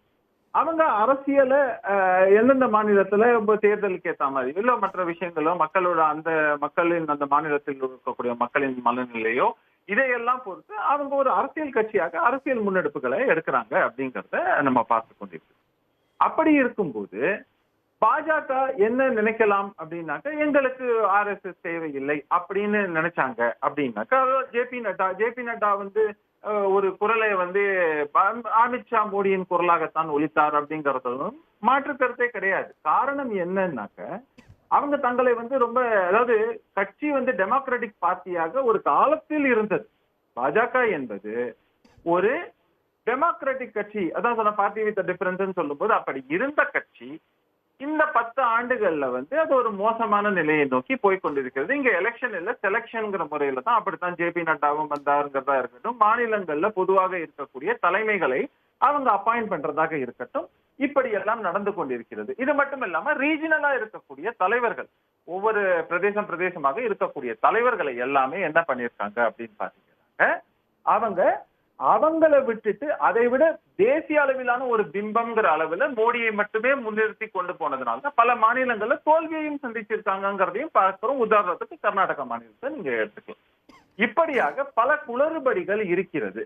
ஆனா நீங்க சொல்ல விஷயம், அதாவது கடவுள் விஷயங்கள்ல மோகன் பகவத் பொதுவாக என்ன விஷயம் சொல்லியிருக்காரு அப்படின்னாக்க, யாருமே வந்து அதாவது தங்களை தாங்களே வந்து தங்களுக்கு நிகரானவர்கள் வேற யாரும் இல்லைங்கிற நினைப்பு இருக்கக்கூடாது அப்படிங்கறதும், ஒரு சேவை, மக்கள் சேவைன்னு வந்துட்டாக்க, நீங்கள் வந்து அதான் சொல்லுவாங்க இல்லையா, சிவனை பத்தி சொல்லும் போது தொண்டர்க்கும் தொண்டர் வந்து சொல்லுவாங்க, அடியாருக்கும் அடியார்னு. அந்த மாதிரியான ஒரு மனநிலையில தான் இருக்கணும். இப்ப மோடி என்ன சொல்றாரு, நான் ஒரு பிரதான் சேவக் அப்படின்னு சொல்றாரு. அப்படி இருக்கக்கூடியவர்கள் அப்படின்னாக்க அது எந்த மாதிரியாக இருக்கணும்ங்கிறது ஒரு பொது வழிகாட்டுதல தான் சொல்லியிருக்காரு அப்படின்னு தான் நான் பாக்குறேன். அது ஏன் இப்ப சொல்லணும்? நீங்க சொல்ற மாதிரி தாசிஷ்ட தாசராக அடியோருக்கெல்லாம் அடியோராகத்தான் தலைவர் இருக்கணும் அப்படின்னா, மோடி அவர்கள் தன்னையே கடவுளாக பாவித்துக் கொள்கிறார். அது வந்து கல்ச்சுரல் ஆர்கனைசேஷனாக இருக்கக்கூடிய, இந்த மதம் சார்ந்த ஒரு கண்காணிப்பாளராக இயங்கி கொண்டிருக்கக்கூடிய RSSக்கு அச்சுறுத்தலாக இருக்குது. நீங்க பொலிட்டிக்கலா எடுக்கிற டெசிஷன்ங்கிறது வேற, கல்ச்சுரலா நாங்க தானே மானிட்டர் பண்றோம். கடவுள் அப்படிங்கறத நாங்க தானே எடுத்து வச்சு எல்லா பக்கமும் செயலாற்றிட்டு இருக்கிறோம். அப்ப நீங்களே உங்களை கடவுள் இண்டிவிஜுவலாக மாற்றிக்கொண்டால் நாங்க எதை பேசுறது? அந்த பயம் RSSக்கு இருக்கும். இல்ல பயம் எல்லாம் இல்லைங்க. RSS வந்து இப்போ நூற்றாண்டை நோக்கி போகக்கூடிய ஒரு இயக்கம் அப்படிங்கும் போது அதுக்கெல்லாம் பயம் எல்லாம் கிடையாது. பல அதுவும் ஒரு கேள்வி. RSS நூற்றாண்டை நோக்கி போகக்கூடிய இந்த ஆண்டுல RSSக்கு என்று செயல்படுத்த வேண்டிய முக்கியமான 3 கொள்கைகள் இருந்தது. அதையெல்லாம் பாஜக மோடி அவர்கள் பொறுப்புல செய்து முடித்து விட்டார்களா அப்படிங்கிற ஒரு கேள்வி இருக்கு. அதுவும் கூட ஒரு அழுத்தமாக இருக்கா? இல்ல இது வந்து RSS என்பது இப்ப கம்யூனிஸ்ட் கட்சிகள் போன்ற இல்ல திராவிட இயக்கங்கள், கம்யூனிஸ்ட் இயக்கங்களோ, நான் கட்சிகள்னு சொல்றது, கம்யூனிஸ்ட் இயக்கங்களோ திராவிட இயக்கங்கள் போல எதேச்சாதிகாரம் படைத்த ஒரு இயக்கம் அல்ல. அவங்க வந்து எல்லாமே பாத்தீங்கன்னா பொதுவாகவே பெரும்பாலுமான விஷயங்கள் எல்லாமே சட்ட இது அடிப்படையில என்னென்ன செய்யணுமோ அதையெல்லாம் தொடர்ந்து செய்து கொண்டிருக்கிறார்கள்ங்கிறதெல்லாம் நம்ம பார்க்க முடியும். அதே நேரத்துல இங்கே சொல்லக்கூடிய விஷயங்கள் எல்லாமே தலைவர்கள் வருவாங்க போவாங்க. இப்ப நான் ஒரே கேள்வி கேட்கிறேன், இன்னைக்கு மோடி நாளைக்கு மோடியோட பையனா வந்து ஆட்சியில உட்கார போறாரு, இல்ல அவங்க சொந்தக்காரங்க யாரும் வந்து உட்கார போறாங்களா? கிடையாது. இந்த கட்சி பாஜக அப்படின்னு இருக்குன்னாக்கா நாளைக்கு இன்னொரு கட்சியும் வரலாம், அவங்களும் ஆட்சி அமைக்கலாம். மோடிக்கு பிறகு யார், மோடிக்கு பதிலாக யார் என்பது காட்டப்பட்டிருச்சா, கை காட்டப்பட்டிருக்கா? தேவையே இல்லைங்க. மோடி இருந்தப்போ அந்த அவர் வந்து சிஎம் ஆறதுக்கு முன்னாடில இருந்து அவர் என்ன கை காட்டப்பட்டாரா? கிடையாது. அதே மாதிரி தான் வாஜ்பாய் என்ன முன்னாடியே கை காமிச்சிட்டாங்களா? கிடையாது. அப்படியெல்லாம் கிடையாது. கடந்த காலங்கள்ல நீங்க எடுத்தீங்கன்னா இப்ப வந்து அடிமட்ட தொண்டர்கள்ல இருந்து வளர்ந்து வந்த ஒருவர் வந்து மோடி அவர்கள் பிரச்சாரகராக, நீங்க வந்து காரியகர்த்தாவாக இருந்து வந்தவர் இல்லையா? இன்னைக்கு தன்னை தானே கடவுள் என்று சொல்லும் பொழுது அங்க RSSக்கு வேலையே இல்ல. அடுத்து பிஜேபியில் யார் தலைவர், யார் பிரதமர் வேட்பாளர் என்பதை தீர்மானிக்கக்கூடிய அதிகாரத்தை RSS இடமிருந்து துண்டிக்குது. இல்ல என்னைக்கும் RSS அதை செய்தது கிடையாது. தயவு செஞ்சு புரிஞ்சுக்கோங்க. இங்க வந்து அந்த மாதிரியான தலையீடுகள் இல்ல. அவங்க வந்து ஒரு கோஆர்டினேஷன், என்னன்னா நீங்க சொன்ன மாதிரி இப்ப கல்ச்சுரல் ஆர்கனைசேஷன் அந்த வகையை பொறுத்த வரைக்கும் அவங்க வந்து என்னென்ன வந்து செய்ய வேண்டும்ங்கிறத சொல்லுவாங்க. அதை முன்னெடுத்து போறாங்களா இல்லையாங்கிறதான் ஒரு கேள்வி. ஆனால் நான் இன்னைக்கும் சொல்றேன், பாஜகவிற்கும் RSSக்கும் பாஜகவிற்கும் இணைப்பு பாதமாக ஆர்கனைசிங் செக்ரட்டரி இருப்பாங்க. இன்னைக்கும் RSS இருந்து டெபியூட் பண்ண ஒருத்தர் தான். என்னைக்கு வேணா RSS திரும்ப அழைத்துக் கொள்ள முடியும். இது மாநிலங்களுக்காக அளவிலாக இருக்கட்டும், தேசிய அளவிலாக இருக்கட்டும், இதெல்லாம் நடந்து கொண்டுதான் இருக்கிறது. ஆனா பாஜக எங்கேயுமே வந்து பாத்தீங்கன்னா அப்படி இல்லைன்னா பாஜக சொல்லட்டுமே, இன்னைக்கு எங்களுக்கு ஆர்கனைசிங் செக்ரட்டரி வேண்டாம், நீங்கள் வந்து RSS திரும்ப பெற்றுக் கொள்ளட்டும் சொல்ல மாட்டாங்க. அப்படியாக இது எல்லாமே என்ன சொன்னா ஏதாவது ஒரு பெரிய ஒரு பூதாகரமா இப்ப நான் சொன்னேன், இப்ப பழனியில நடந்த இந்த முருகன் சம்பந்தப்பட்ட விழாவுக்கே என்னன்னு பாத்தீங்கன்னாக்க உடனே வந்து யாரு போகணும். நாம அதை இன்னொரு நாள் விவாதிப்போம், அந்த தலைப்பு வரும்போது விவாதிப்போம். இல்ல இல்ல ஒரு நிமிஷம், மக்களிடம் ஒரு கேள்வி கேட்டிருந்தோம். இல்ல என்ன ரொம்ப அதற்கு மக்கள் என்ன பதிலளித்திருக்கிறார்கள் என்பதை பார்த்துவிட்டு நான் மதுர் சத்யா அவர்களிடம் வருகிறேன். தான் கடவுளால் அனுப்பப்பட்டவர் என பிரதமர் மோடி கூறியது சர்ச்சையான நிலையில் ஒருவர் தன்னைத்தானே கடவுளாக நினைத்துக் கொள்ளக் கூடாது என்று RSS தலைவர் மோகன் பகவத் பேசியிருப்பது மோடிக்கு சூசக எதிர்ப்பு என 49 விழுக்காட்டினரும், அரசியலாக பார்க்க கூடாது என 5 விழுக்காட்டினரும், RSS பிஜேபியின் பனிப்போர் அம்பலம் என்று 46 விழுக்காட்டினரும் தெரிவித்திருக்கிறார்கள். திரு மதுர் சத்யா, இந்த ட்ரிஃப்ட் இந்த கான்ஃபிளிக்ட் நீங்க எப்படி இன்ஃபர் பண்றீங்க? இல்லை, இப்போ இவங்க இப்போ அட்ரஸ் பண்ணுறவங்க எல்லாருமே நாக்பூர்லேருந்து அஹமதாபாத்துக்கு டேரெக்டாகவே போயிடலாம். ஆனால் தமிழ்நாடுக்கு வந்து ஒரு யூட்டர்ன் அடிச்சுட்டு போகிறாங்க. கேட்டால் டிகே திராவிட கழகத்துக்கும் திமுகவுக்கும் ஒரு முரண் இருக்குன்றாங்க. என்ன ஆணித்தனமாக சொல்லிக்கிறேன்னா, ஆசிரியர் வீரமணி அவர்களுக்கோ குளத்தூர் மணி அவர்களுக்கோ திமுக அரசு மாண்புமிகு முதலமைச்சர் மு க ஸ்டாலின் அவர்களுக்கு அப்படின்னு அட்ரஸ் பண்ணுறதுக்கு திராணி இருக்குது. அவங்க ஜாடமாடியாக இப்படி திட்டிக்க வேண்டிய அவசியம் இல்லாமல் அரசியல் போய்கிட்டு இருக்கு. அதை விட்டுருவோம். இப்போ இவங்களது இது மோடியை தான் அவர் குறிப்பிடுகிறாரா அப்படின்றது, இல்லை பாஜகவை தான் குறிப்பிடுகிறாரா அப்படின்றது அண்ணன் சொன்ன மாதிரி ஆர்கனைசர் பத்திரிகையில் தெளிவாக எழுதியிருக்காங்க. ஒன்று. இன்னொன்று, நம்ம டைம் லைன் பார்த்துருவோம். டைம் லைன் பார்த்துட்டா எந்த டைம் லைனில் எப்படி பில்டப்பாக இது வெடிக்குதுன்றதை நம்ம புரிஞ்சுக்க முடியும். மே 18ஆம் தேதி நீங்கள் சொன்னது ஜேபி நட்டா சொல்கிறாரு, பாஜகன்றது வந்து நாங்கள் தன்னிச்சையாகவே இயங்குறோம், எங்களுக்கு RSS தயவு தேவையில்லைங்கிறார். 18 முதல் 21 வரை அசுதோஷ் பரத்வாஜ் அப்படிங்கிற பத்திரிகையாளருக்கு RSS காரர்கள் பேட்டியாக சொல்கிறார்கள். ஃபத்தேபூர் சிக்ரி, கைசாபாத், அவர் பார்வையை முன் வச்சிரட்டும், நான் இறுதி கருத்துக்கு வரும்போது நீங்க உங்களுடைய ஃபத்தேபூர் சிக்ரி, கைசாபாத், மாண்டி தான் கங்கனா ரவுத் இருக்காங்க. கைசாபாத்தில் ஜெனரல் VK சிங்கை ரீப்ளேஸ் பண்ணிட்டு அத்துல் கர்க் ஒருத்தவங்க போறாங்க. ஃபத்தேபூர் சிக்ரியில் ராஜ்குமார் சார். இந்த 3 கேண்டிடேட்டு நாங்களே தோற்கடிப்போம்னு RSS காரங்க சொல்றாங்க. பிஜேபி போடுற கேண்டிடேட்டை மே 21ஆம் தேதி சொல்றாங்க. இதற்கு பிறகு மே 31ஆம் தேதி அஹில்யாபாய் ஹோல்கார் அப்படின்னு சொல்லிட்டு ஒரு மல்வா சாம்ராஜ்யத்தின் ராணி, அவங்களுக்கு பிறந்தநாள் வாழ்த்து தெரிவிக்கணும். 400வது பிறந்தநாளோ என்னமோ அது வாழ்த்து, 500வது பிறந்தநாளுக்கு வாழ்த்து தெரிவிக்கிறார். யாரு? மோகன் பகவத் வாழ்த்து தெரிவிக்கும் போது ஒரு ராணி 500 வருஷத்துக்கு முன்னாடி இருந்த ராணிக்கு வாழ்த்து தெரிவிக்கும் போது என்ன சொன்னார்னா, அவங்க எம்ப்ளாய்மெண்ட் ஜென்ரேட் பண்ணாங்க, அவங்க வந்து டாக்ஸ் பர்டன் மக்கள் மேலே போடலை, அவங்க வந்து விவசாயிகளுக்கு ஆதரவாக இருந்தாங்க. ஒரு ஆட்சியாளர்னா இப்படி தான் இருக்க வேண்டும், இப்படி இல்லை என்றால் அவர் சரியான ஆட்சியாளரே கிடையாது. அப்போ சரியான ஆட்சியாளர் எப்படி இருக்க வேண்டும்ன்றதுக்கு உதாரணம் இவங்க தான். எலெக்ஷன், அதாவது கடைசி ஃபேஸ் எலெக்ஷனுக்கு முன்னாடி மோடியை குத்தி காட்டுறது இப்படி சொல்றாரு. மே 31. ஜூன் 10ஆம் தேதி கவர்மெண்ட் பாஜக தான். இல்ல, தேவையில்லாம எதுக்கு எம்ப்ளாய்மெண்ட் ஜெனரேஷன்லாம் பேசணும், நேராவே சொல்றாரு அவர். ஜூன் 10ஆம் தேதி என்ன சொல்றாரு, ஒரு காரிய சேவைக்கு ஆணவம் கூடாது, ஆணவம் இருந்தால் இந்த மாதிரி அழிவை நோக்கி செல்ல வேண்டும்ன்றாரு. ஜூன் 10ஆம் தேதி சொல்லிட்டு ஜூன் 18ஆம் தேதி கோரக்பூரில் யோகி ஆதித்யநாத்தோட இல்லத்தில் சந்திக்கிறார். அதாவது இது ஒரு பிரைவேட் மீட்டிங், ப்ரெஸ் கான்ஃபரன்ஸ்லாம் கொடுக்கல, பிரைவேட்டாக சந்திக்கிறார். இந்த மீட்டிங்க்கு அப்புறம் உத்தரப்பிரதேஷ் பாஜகவில் பயங்கரமான அடிதடி. ஜூலை 16-17 தேதியில் சஞ்சய் நிஷாத், அனுப்பிரியா பட்டேல், கேசவ் பிரசாத் மௌரியா இவங்க 3 பேரும் யோகி ஆதித்யநாத்துக்கு எதிராக பாஜகவின் கூட்டத்தில் எதிர்ப்பு தெரிவிக்கிறாங்க. அதுக்கு யோகி ஆதித்யநாத் ஜூலை 18 பதிலளிக்கிறார். இப்போ என்ன பண்ணுறாங்க, ஜூலை 21 ஒரு மீட்டிங் போடலான்னு RSS வந்து சொல்கிறாங்க. இது சமாதானப்படுத்தி வைக்கலாம், இது இப்படியே போயிட்டு இருந்துச்சுன்னா அசம்பிளி 10 இடைத்தேர்தலில் 10லேயும் வந்து நாசமாக போயிடும் அப்படின்றாங்க. இதை பிஜேபியை கசிய விட்டதுனால ஜூலை 21ஆம் தேதி RSS வந்து அதை கேன்சல் பண்ணாங்க. இது நடந்துட்டு இருக்கு. அதே எங்கே எழுதிருக்குன்னு கேட்குறாருல டேரக்டாக மோடியை, மராட்டி பத்திரிகையான விவேக் பத்திரிகை, அது ஆர்கனைசரோட மராட்டி வெர்ஷன், அதில் டைரக்டாகவே அஜித் பவார் மாதிரி ஊழல்வாதி எல்லாம் மோடி சேர்த்துக்கிட்டாருன்னா இப்படி தான் மன்னக்கவும் பாஜக நேராகவே எழுதுறாங்க. அது மகாராஷ்டிராவில் ஒரு சண்டையை கிளப்புது. இதெல்லாம் முடிஞ்சதுக்கப்புறம் ஜூலை முழுக்க RSS பிஜேபி சண்டை வழுக்குது. அது வந்து கட்சிக்குள்ளேயே யோகி ஆதித்யநாத்துக்கும் கேசவ் பிரசாத் மௌரியாவுக்கும் சண்டையாக முடியுது. இப்போ ஆகஸ்ட் 21ஆம் தேதி அவங்க மீட்டிங் போட்டு வெளிப்படையாக சொல்லியிருக்காங்க, பிஜேபிக்கு RSS சப்போர்ட் இல்லாமல் 10 இடத்துல ஜெயிக்க முடியாது அப்படின்னு யோகி ஆதித்யநாத் சொல்கிறார். அப்போ நீங்கள் ஜேபி நட்டாவுக்கும் யோகிக்குமே இருக்கிற பெரிய வித்தியாசத்தை நீங்கள் பார்க்கலாம். அதனால் அவங்க என்ன சொல்கிறாங்க அப்படின்னா, இத்தனை நாள் வரைக்கும் RSS சொல்லி, அண்ணன் சொன்னார் இல்லையா, 2019 சிஎம் கேண்டிடேட் வரைக்கும் RSS சொல்லி தான் போட்டாங்க அப்படின்றாங்க. ஆனால் இந்த தேர்தலில் யூபி எலெக்ஷனில் RSS சொல்லி யோகி ஆதித்யநாத் பரிந்துரையின் பேரில் கொடுக்கப்பட்ட 30க்கும் மேற்பட்ட கேண்டிடேட்ஸை ஜேபி நட்டா அவர்கள் ரிஜெக்ட் பண்ணிட்டு போட்டிருக்கிறாரு. அதனால தான் இந்த தோல்வியே நடந்திருக்குது அப்படின்னு RSS வந்து ஒரு பெரிய அதிருப்தியில் இருக்குது. அப்படின்றதுனால பிஜேபிக்குள்ளே ஒரு ஃபேக்ஷன் இது உருவாகி இருக்கு. இதே போல அவருக்கு அந்த ஹோல்டே கிடையாது. எல்லாம் நேரடியா நீங்க வந்து அமித்ஷா தான் போட்டாருன்னு சொல்லுங்க. அமித்ஷா இல்ல பரிந்துரை ஏத்துக்கிறதுலன்றது எழுதுறாங்களே, இப்ப நாங்களாம் சொல்லாது, அவங்க தானே சொல்றாங்க. அப்ப அந்த 240 என்று சுருங்குவதற்கு இப்போ உத்தரப்பிரதேசம் வந்து முக்கியமான ஒரு ஒரு இடம், பாஜகவுக்கு சீட்டுகள் அள்ளி கொடுக்கக்கூடிய ஒரு இடம்.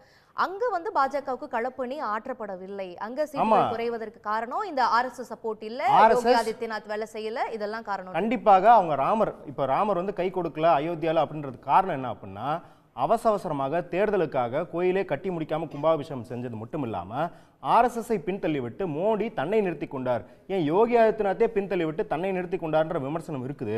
அது மட்டும் இல்லாம RSSக்குள்ளேயே தனக்கு ஆதரவான தத்தாத்ரேயா ஹொசாப்லேவை 2021 ஜெனரல் செக்ரட்டரி ஆக்கியிருக்காங்க. இவங்க என்ன சொல்றாங்கன்னா, இந்த தலைவர் அப்படிங்கிறவர் வந்து மோடிக்கு ஆதரவானவர். அப்ப மோகன் பகவத்துக்கு எதிராக அப்படின்றத விட அவங்களுக்கு கடிவாளம் போடுவது போல மோடியின் ஃபேக்ஷனே உள்ள வேலை செய்த RSS அப்படிங்கிறதும் RSSக்கு ஒரு பெரிய அதிருப்தியை ஏற்படுத்தியிருக்குது, நடுக்கத்தை ஏற்படுத்தியிருக்குது அப்படின்னு சொல்றாங்க. நண்பர் சொன்ன மாதிரி இந்திரேஷ் குமார் அப்படிங்கிற மகாராஷ்டிராவை சேர்ந்த RSS தலைவரும் பல முறை வந்து 2023 தான் எழுதிட்டு வர்றாரு, ஆர்கனைசரில் எழுதிட்டு வர்றாரு, வெளியே பேசுறாரு. குறிப்பாக இந்த வாஷிங் மிஷின் அரசியல் இருக்கு இல்லையா, எல்லா கட்சியில இருந்தும் ஊழல்வாதிகள்னு சொல்றவங்களாம் உள்ள எடுத்துக்கிறாங்க இல்லையா, அவங்கள டிக்கெட் கொடுக்கறதுக்காக என்ன பண்றாங்கன்னா, RSSக்கு உண்மையிலே உழைத்த நபர்கள் எல்லாத்தையும் அவங்க ரீப்ளேஸ் பண்றாங்க. எல்லாத்தையும் ரீப்ளேஸ் பண்ணிட்டு அவங்களுக்கு முக்கியத்துவம் கொடுக்கும்போது இன்னொரு கேள்வி, இப்போ RSS தான் வாஜ்பாய் அவர்களுக்கும் RSSக்கும் ஒரு கான்ஃப்ளிக்ட் இருந்தப்ப மோடி அவர்கள் அங்க உருவாக்கப்படுகிறார். இப்போ மோடிக்கும் RSSக்கும் ஒரு கான்ஃப்ளிக்ட் இருக்குது. ஆனால் RSSலிருந்து துண்டித்து ஒரு தன்னிச்சையாக செயல்படக்கூடிய ஒரு அமைப்பாக பிஜேபி மோடி அவர்கள்லாம் காட்டிக்கொள்ள விரும்புகிறார்கள் என்றால் மீண்டும் ஒரு தலைவர் RSS சப்போர்ட்ல உருவாக்கப்படுவதற்கான வாய்ப்புகள் இருக்குமா? இல்ல அதை தாண்டி பிஜேபி வந்து ஒரு சுயம்புவான கட்சியாக RSSனுடைய ஹெல்ப் இல்லாம இயங்கக்கூடிய சாத்தியக்கூறுகள் இப்ப இருக்கா? இல்லை, இது ஆக்சுவலி மோடியால் அவங்க அதாவது மோடியால் RSSம் வளர்ந்தாங்க. ஏன்னா அவங்க மோடி ஆட்சி வந்ததுக்கப்புறம் தான் இரட்டிப்பு மடங்கு வந்து ஷாக்காக்கள் அதிகரிச்சிருக்குது அப்படிலாம் நம்ம பார்க்குறோம். ஆனால் இந்த ரிஃப்ட் இண்டிவிஜுவல் RSSக்கும் பிஜேபிக்கும் ரிஃப்ட் இப்போ அது ஆர்கனைசேஷன் லெவல்லே வருது. ஆனால் இண்டிவிஜுவலாக மோகன் பகவத்துக்கும் மோடிக்கும் ஒரு சர்ச்சை 2014 வந்திருக்குது. ராம் மாதவ் அவர்கள் அருண் சௌரிட்ட போய் கேட்டிருக்காரு, மோடிக்கு சொல்லுங்க எலெக்ஷனுக்கு என்ன நாங்கள் பண்ணோம் அப்படிங்கிறத வந்து என்னை பார்க்க சொல்லுங்க அப்படின்னு சொன்னபோது மோடி ராம் மாதவ் மூலியமா, அதாவது அருண் சௌரி மூலியமா ராம் மாதவ்ட்ட என்ன சொல்லி விடுறாருன்னா, நான் நாக்பூருக்கு வர முடியாது, அவரை வேணா அகமதாபாத்துக்கு வர சொல்லுங்க அப்படின்னு சொன்னதை பத்திரிகையில் பதிவாயிருக்கு. அப்பத்துலேருந்தே இண்டிவிஜுவல்ஸ்க்கு வந்து ஒரு ரிஃப்ட் இருந்திருக்கு. அதை தான் சொன்ன மாதிரி அந்த ரிஃப்ட்டை இதை பண்ணி வைக்கிற மாதிரி, சமாதானம் பண்ணி வைக்கிற மாதிரி மோகன் பகவத்தோட அப்பா மதுக்கார பாகவத்தை பற்றி மோடி ப்ரைஸ் பண்ணி அதுக்கப்புறம் வந்து ஒரு சமாதானத்தை கொண்டு வந்தாங்க. சமாதானத்தை கொண்டு வந்து 2019 வரைக்கும் நீடிச்சுது. ஆனால் 2019க்கு அப்புறம் நான் சொன்ன மாதிரி மோடிக்கு ஆதரவானவர்களும் RSSல வந்து இது பண்ணுறாங்க, ப்ரமோஷன் பண்ணுறாங்கன்றது. அதை விட RSSக்கு இன்னொரு பெரிய கன்சர்ன் என்ன அப்படின்னா, நிறைய பாலிசிஸ் ஸ்வதேசி ஜாரான் மஞ்சுன்னு இருக்குது அவங்களோட எக்கனாமிக் பாலிசி. அவங்க வந்து மோடியோட அந்நிய செலாவணி அதானியான உண்டான பாலிசிஸ்லாம் எதிர்க்கிறாங்க. மோடியோட கிசான் சங் ஃபார்முலாஸ் எதிர்க்கிறாங்க, அதாவது RSSோட கிசான் சங்கம் வந்து ஃபார்முலாஸ் எதிர்க்கிறாங்க. மஸ்தூர் சங்கம் வந்து லேபர் கோட்ஸை எதிர்க்கிறாங்க. இந்த ரிஃப்ட் வந்து ஜாஸ்தியாகிட்டே இருக்குது. ஏன்னா RSS என்ன சொல்லுதுன்னா, பிஜேபி பணம் அதிக புழக்கத்தில் இருப்பதனால் RSSஐ கரப்ட் பண்ணுது அப்படிங்கிற ஒரு கன்சர்ன் இருக்குது. அதை தாண்டி இன்னைக்கு RSSக்குள்ள இருக்கவங்கலாம் ஒரு 30 வருஷத்துக்கு முன்னாடி ஒரு ஜோல்னா பையை மாட்டிட்டு சாப்பாடு இருக்கோ தண்ணி இருக்கோ அவங்க போய் பிரச்சாரம் பண்ணுவாங்க. இன்னைக்கு அவங்க உள்ள வரும்போது என்ன அம்பிஷன் வருவாங்கன்னா, பிஜேபியில் MLA சீட்டு கிடைக்குமா MP சீட்டு கிடைக்குமா வராங்க. RSSனுடைய அந்த கோர் அந்த பாலிசியை நீர்த்து போக செய்யுது பிஜேபி. ஓகே, திரு ரமேஷ் உங்களுடைய இறுதி பார்வை சுருக்கமா? இல்ல பல விஷயங்கள் சொன்னாங்க. ஒரு விஷயம், RSS நீங்க வந்து அவ்வளவு கரெக்ட் பண்றதுலாம் ஒரு ஈஸியும் கிடையாது. அங்க உள்ளுக்குள்ள நுழைஞ்சதுனால ஒரே ஒரு தலைவர் அவங்க வந்து பிஜேபியில வந்து சொல்லிட்டாங்க போட்டாங்க அப்படின்னு சொல்றதெல்லாம் அவ்வளவு ஈஸியான ஆர்கனைசேஷன் கிடையாது. ஏன்னா RSS நீங்க ரொம்ப அண்டர் எஸ்டிமேட் பண்றீங்க. இதுதான் அதே மாதிரி வந்து சகோதரர் மது சத்யா அவர்கள் வந்து பேசும்போது சொல்றாரு, எது போனாலும் நேரம் அவங்க வந்து பாத்தீங்கன்னா ஒரு யூட்டர்ன் எடுத்து தான் போவீங்க. நீங்க தமிழகத்தோட விஷயத்த பேசுறதுக்கே நீங்க போவீங்க, அப்புறம் தான் வருவீங்க. அவ்வளவு பெரிய யூட்டர்ன் 3-4 ஸ்டேட் போயிட்டு தான் வருவீங்க. அதனால நாங்க வந்து அது ஒண்ணும் பெரிய விஷயம் கிடையாது. ரொம்ப சிம்பிள்ங்க. இல்ல ரொம்ப சிம்பிள்ங்க. நான் ஒரே ஒரு வார்த்தை தான் சொல்றேன். ரிஃப்ட்னு நீங்க சொல்றதை விட நான் தான் சொல்றேன் இல்ல, ஒரு தந்தை ஒரு மகன் தவறு செய்தால் தந்தைக்கு கேட்பதற்கு எல்லா உரிமையும் இருக்கிறது. அப்படிங்கிற முறையில RSS எல்லாவற்றையும் தவறுன்னா கேட்கும். ஏன்னா அப்ப ஏதோ தவறு இருக்கு. தவறத்தான் கேக்குது. இல்ல இது நம்மளுக்கு சொல்ற பதில் இல்ல, தூத்துக்குடி அண்ணன் சொல்ற பதில் சொன்னாரு. இல்ல BMS பத்தி சொன்னாரு, பாரதிய மஸ்தூர் சங்க பத்தி சொன்னாரு, பாரதிய கிசான் சங்க பத்தி சொன்னாரு. ஏன்னா மக்கள் நலன் ஏதான ஒரு இடத்துல அது விரிவாக பேசுறதுக்கு நேரம் இல்ல. நீங்க அப்ரிஷியேட் நான் பண்ணணும். உங்களுடைய கன்க்ளூஷன் எடுத்துக்கிறேன். மக்களுக்கான இயக்கம்ங்கறத முதல்ல நீங்க ஒத்துக்கணும். அப்போ யாரு தவறு செய்தாலும் சுட்டி காட்டுவாங்க. இது ஒண்ணும் என்னவோ குடும்பத்துக்கு ஒரு ஆரோக்கியமான சுட்டிக்காட்டல் எடுத்துக்கலாமா? இப்போ சகோதரர் சொல்லும்போது சொன்னாரு, காங்கிரஸ்ல இருந்து சகோதரர் அவர் அழகா சொன்னாரு, நாங்க எது இருந்தாலும் எங்களோட இது அதாவது என்ன தலைமை வச்சா கூட தவறை சுட்டி காட்டுறாங்கன்னு சொல்றீங்க திரு அந்தரி. ரெஸ்பான்சிபிலிட்டி கிடையாது. இப்படித்தான் பேசிட்டு. நன்றி நன்றி நன்றி. 303 MP 240 MP-யா குறைஞ்சிச்சே அப்படின்ற மாதிரி சொல்லிட்டு அதுக்கு காரணம் உங்களுடைய தேர்தல் அநாகரிகமும் அரோகன்ஸ் என்கின்ற அந்த ஆணவ போக்கும் தான் காரணம் சொன்னா கம்பி கட்டுற கதையெல்லாம் சொல்லிட்டு இருக்காங்க. நீதிபதி புகழ்றாங்கன்னு சொன்னாங்க. அந்த 4 நீதிபதிகள் முடிச்சு 4 நீதிபதிகள் லோயா அமித்ஷா சம்பந்தப்பட்ட லோயா மரணத்துல தெளிவா சொல்லியிருக்காங்க. வெளியில இருந்து யாரோ சிலரால் உச்ச நீதிமன்றம் இன்றைக்கு இயக்கப்படுகிறது, ரிமோட் கண்ட்ரோல் மூலம் இயக்கப்படுகிறது என்கின்ற குற்றச்சாட்டையும் வைத்திருக்கிறார்கள். ஆக அன்பு அறம் என்று எல்லா மதங்களும் போதிக்கிறது. ஆனால் அதை விடுத்துவிட்டு இன்றைக்கு நேச விதைகளுக்கு பதிலாக நெருப்பு விதைகளை தூவுவதிலே தான் இன்றைக்கு பிஜேபி இன்றைக்கு கண் கருத்துமாக இருக்கிறது. திரு செல்வம் சுருக்கமா 30 செகண்ட்ஸ்.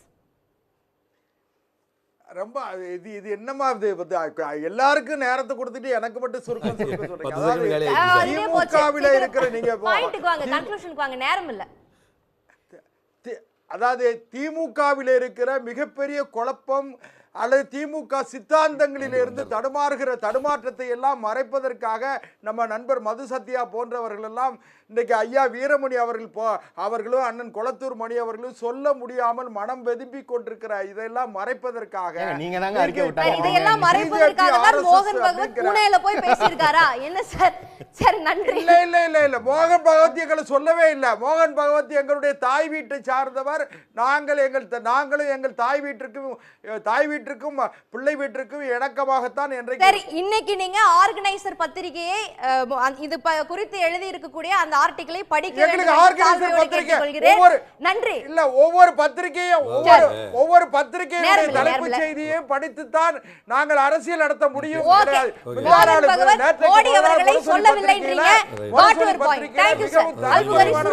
முக்கியமான விஷயத்தை மதத்தின் அடிப்படையில், ஏன்னா வாஜ்பாய்க்கும் RSS-க்கும் இருந்த ரிஃப்ட்ங்கிறது வேற. அவர் லிபரலா போறாருங்கிறதுனால 2 பேருக்கும் பிரச்சனை இருந்தது.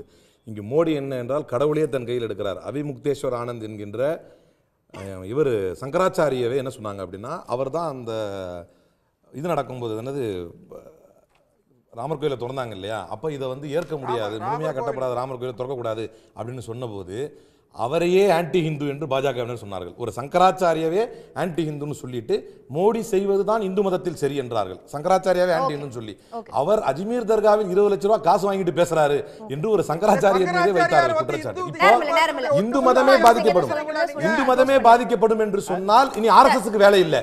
இந்த பயத்தில் தான் சங்கராச்சாரியார்கள் இந்து மதத்தை ஆக்கப்பூர்வமாக RSS பிஜேபி விமர்சிக்குதுன்றாரு. செல்வம் அவர்கள் விமர்சிக்கவே இல்லைங்கிறாங்க. இந்த கான்ஃபிளிக்ட் அவங்க தான் தீர்த்து வச்சுக்கணும், நம்மளுக்கு சொல்றதுக்கு ஒண்ணும் இல்லைங்கிறதா என் பாயிண்ட். ஓகே நன்றி. RSS மற்றும் பாஜகவுக்கு இடையே நிலவக்கூடிய பனிப்போர் தான் மோகன் பகவத்தின் பேச்சா என்பதை தான் விவாதித்தோம். பங்கு கொண்ட விருந்தினர்களுக்கும் பார்த்த நேயர்களுக்கும் நன்றி. மீண்டும் ஒரு நிகழ்ச்சியில் சந்திப்போம். வணக்கம். உடனுக்குடன் செய்திகளை தெரிந்து கொள்ள சன் நியூஸ் பெல் ஐகானை கிளிக் பண்ணுங்க.